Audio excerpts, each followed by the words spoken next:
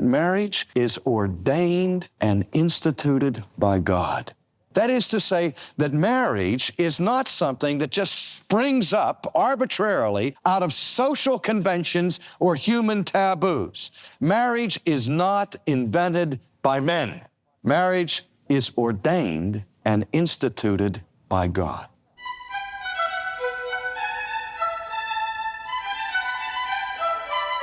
Marriage has been under attack. Some have sought to redefine it, others to discourage it. All sinful attempts to attack God's design. And because God has instituted it, we mustn't mess with it. This is the Saturday edition of Renewing Your Mind. I'm your host, Nathan W. Bingham.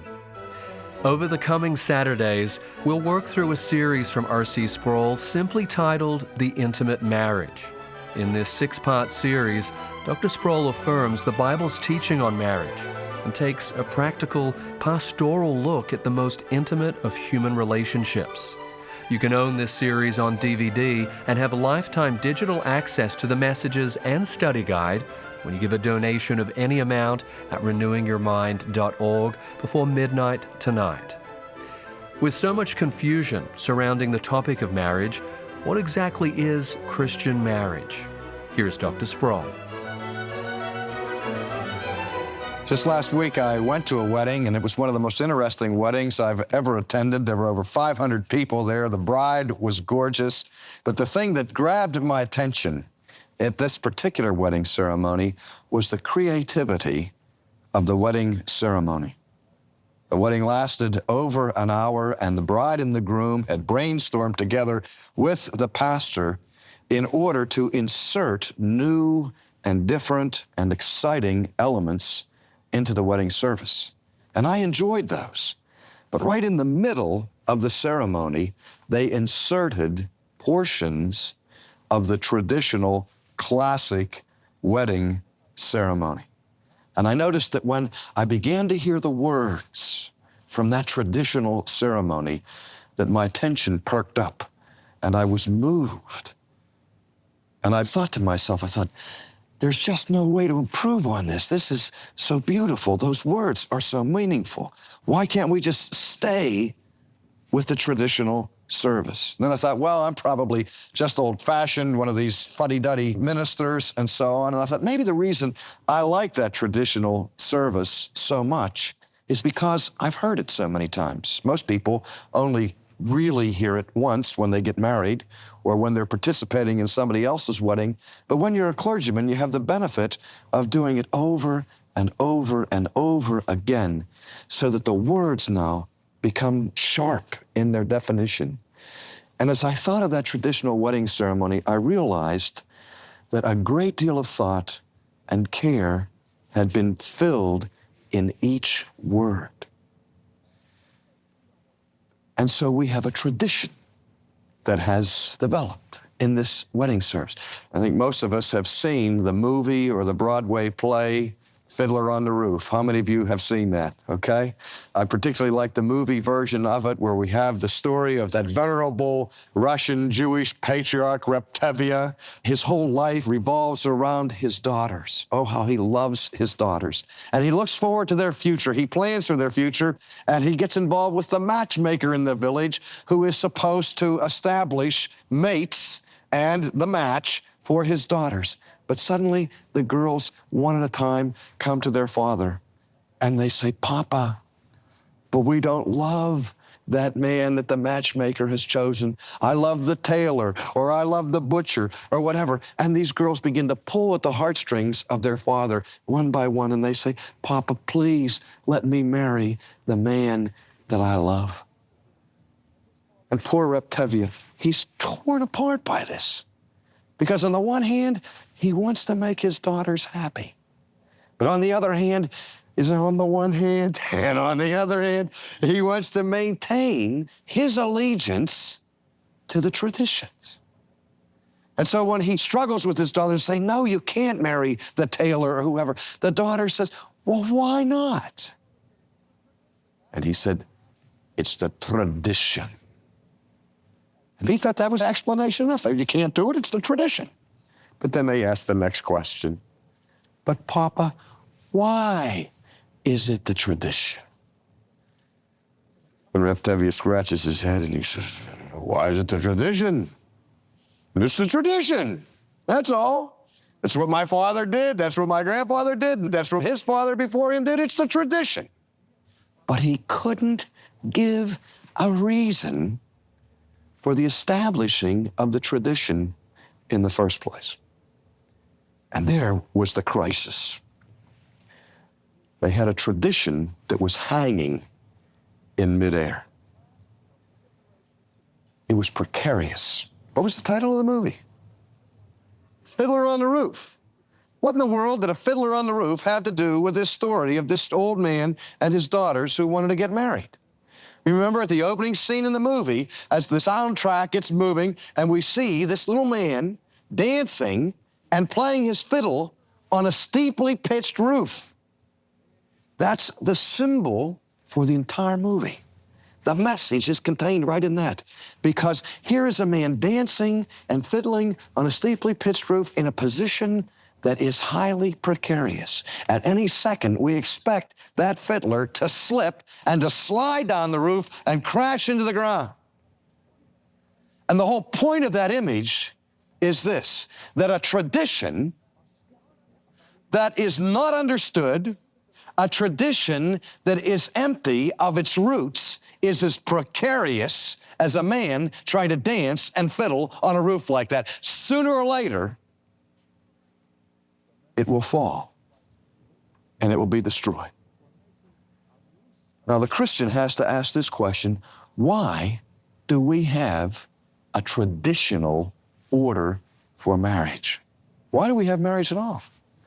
One of the things I like about the traditional wedding ceremony is that in the wedding ceremony, words are mentioned that explain to us why there is such a thing as marriage. We're told in that wedding ceremony that marriage is ordained and instituted by God. That is to say that marriage is not something that just springs up arbitrarily out of social conventions or human taboos. Marriage is not invented by men. Marriage is ordained and instituted by God. Let's take a moment and look back at the origins of marriage. We go to the earliest chapters of the Old Testament, to the opening chapters of the book of Genesis. In the first chapter of Genesis, of course, we read the creation account, the narrative by which God creates the world, and he does it in stages. First, he cries out, "Let there be light," and then he divides the light from the darkness, and then the next day, he may divide the dry land from the seas and the oceans, and then he begins to fill the earth with vegetation, with flowers and trees and so on, and then he adorns his creation even further by making beasts of the field and birds of the air and fish that swim in the sea. But then as we go through that narrative, we see that the creation story reaches its crescendo with the crowning act of creation, where God scoops down into that earth and grabs a piece of clay and he begins to shape it and form it and mold it, and then he breathes into it his own breath. And we read that man becomes a living soul. Now, we also notice something going on here, that at every stage of God's work of creation, God utters a benediction. Now, we're all familiar with this word, benediction. We hear it every Sunday morning in church. It's the end of the service, and some of us can't wait for that to happen, see that minister raise his hand and say, "The Lord bless you and keep you," now we go home and eat or do whatever, particularly if the sermon was boring. So the benediction to us means the end of the service. But what's going on in the benediction is, as we see in the word, the root here, bene, means well or good. And diction, we know what it means to have good diction or poor diction. It has to do with speaking. So that a benediction is a good word where someone wishes you well. And so we see God's benediction being pronounced over each stage of his creation. As he creates the seas and the mountains, he looks at what he's made and he says, that's good. And as he makes the animals and considers them, he looks at that part of his creation and he says, that's good. So we see this benediction being repeated throughout chapter 1 and into chapter 2 of Genesis. But suddenly something ominous comes into this story of creation in the middle of chapter 2. There's a very subtle mood shift. For the first time in the history of the universe, God notices something that provokes from his mouth not a benediction, but what we call a malediction. A malediction means speaking evil. A curse, for example, would be a malediction, a statement of judgment. Think for a moment and ask yourselves, what is the thing that provoked the first malediction from the mouth of God? What was the very first thing that God saw in his creation about which he said, that's not good? We find it in the 18th verse of the 2nd chapter of Genesis, where God looks down at his creation. He sees man, he sees the animals, and he says, it is not good that man should be alone.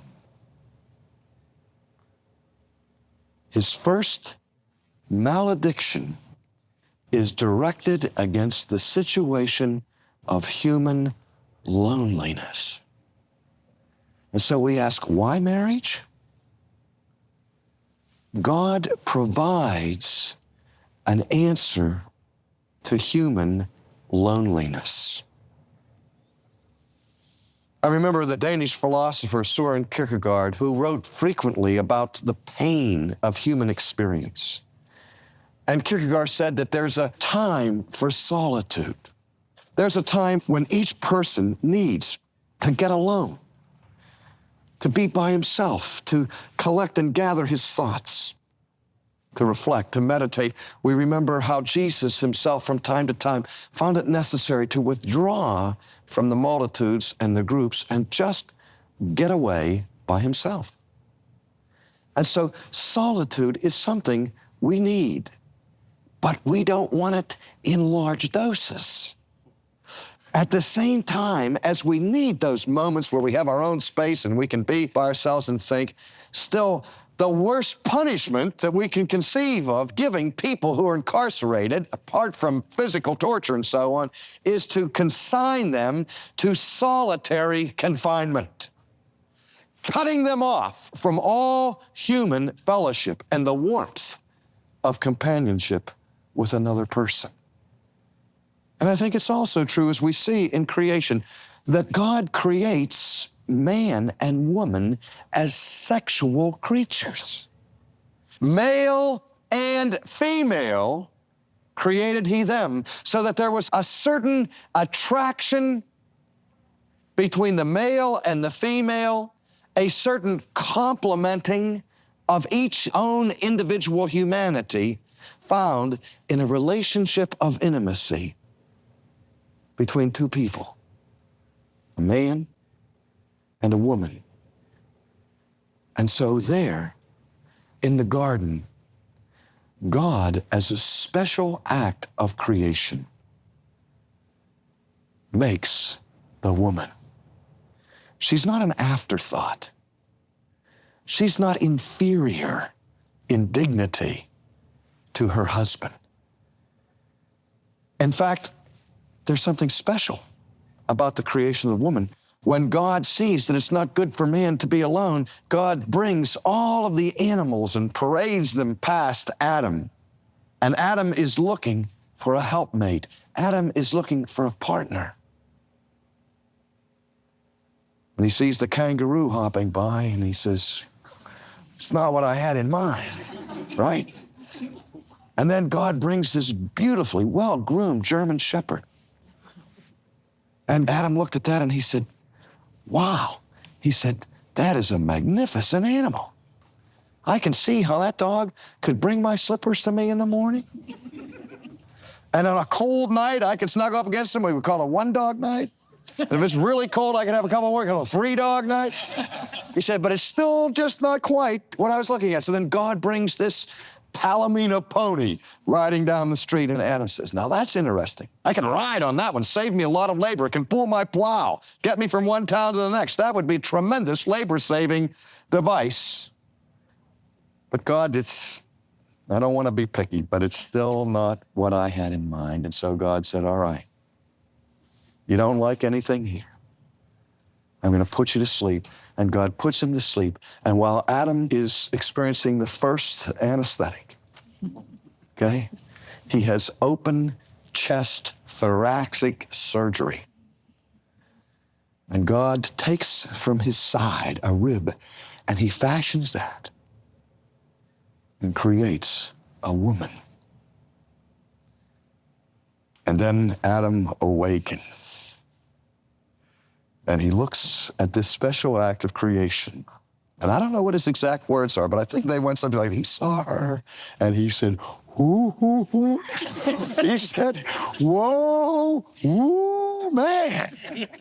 And that's where the name came from. I'm like, that's apocryphal. I'm making that up, folks. But I think he was beside himself when he saw that first woman, and he said, that's it. That's now bone of my bones, flesh of my flesh. God said, and the man shall leave his father and his mother, and he shall cleave to his wife. God ordained marriage, not as punishment, not as ball and chain bondage, but for human fulfillment, for intimacy, to have the finest expression of what it means to be a human being in this world. Now, I notice that when young people come to me and they want to write their own wedding ceremonies, and I appreciate the spirit behind them. When I ask, why do you want to write your own ceremony? They'll say, because I want my marriage to mean something. I don't want it to be an empty tradition. I don't want to just say meaningless words and sign a piece of paper and have that be that. And so I say, fine, that's a great spirit. Go ahead, try your hand at it. Be creative. Write the wedding ceremony. But the only proviso I give is that it must be an authentic ceremony. All of the elements of real marriage have to be there, or I can't perform the ceremony. And I've seen wonderful wedding ceremonies written by young people. They come back with all kinds of creative things. But you know, there's one thing I have never seen in a homemade wedding ceremony. I've seen them say, everyone acknowledge that marriage is instituted and ordained by God. But I've yet to have a couple express that marriage is regulated by God's commandments, which of course is an integral part of the traditional ceremony, where we acknowledge that not only does God create marriage and give marriage to us as a gift, but when he gives it to us for our well-being, he does not abandon thereby his sovereign authority over marriage. God regulates marriage, and he institutes it in a certain format. The first thing we have to understand about this regulation is that God creates marriage in the form of a covenant. Now, dear friends, the whole idea of a covenant is rooted very, very deeply in biblical Christianity. In fact, we even divide the Bible, don't we, between the Old Covenant and the New Covenant. Our redemption is based on the concept of a covenant. Well, what is a covenant? A covenant is simply an agreement, a contract between two or more persons. And at the heart of a covenant is a promise. Now, in biblical terms, every covenant had stipulations. It had provisions, rules, if you will. that had to be kept for the covenant to stay intact. And there's something else I wanted to note in terms of biblical covenants.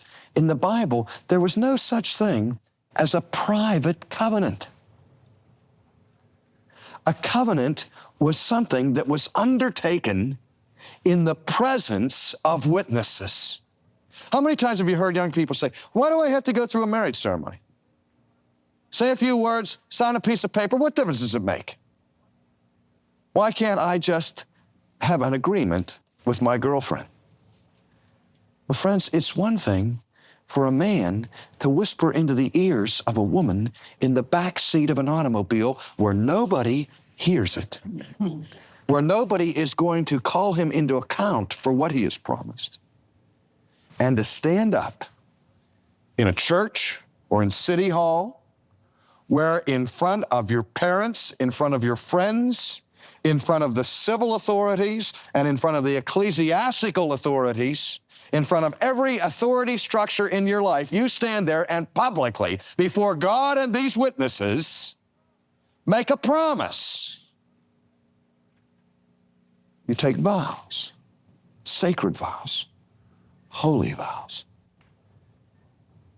and you make a commitment that if you don't take it seriously, maybe your parents will take it seriously, or your friends. I once was involved in counseling a divorce case that involved a triangle, and I was pleading with this woman who was involved in this triangle to break this relationship and return to her husband. And she says to me, hey, who am I hurting? I want to be happy.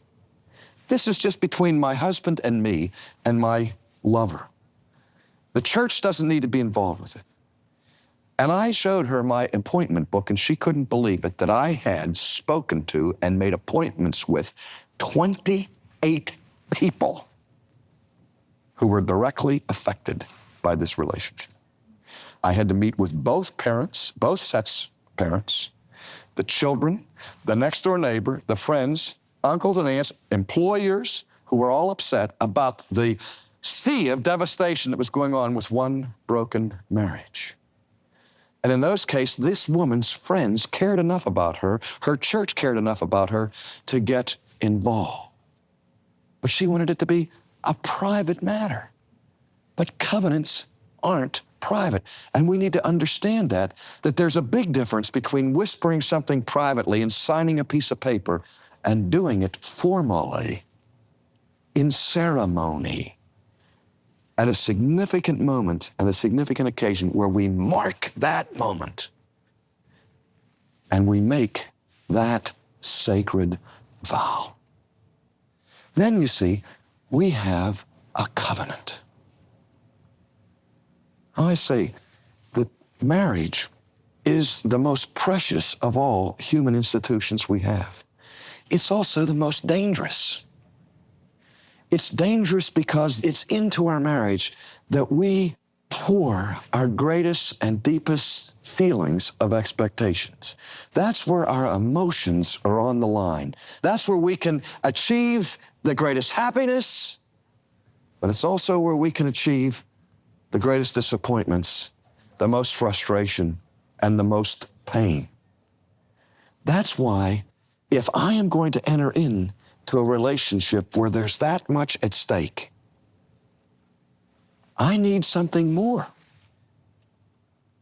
than a superficial, hey, yeah, I'm committed. Yeah, I'll love you. Stick with me, honey. You know, something has been lost about the sacred and holy character of the vow and of the covenant that is regulated by God's command. It's for our happiness, but it's also for His glory.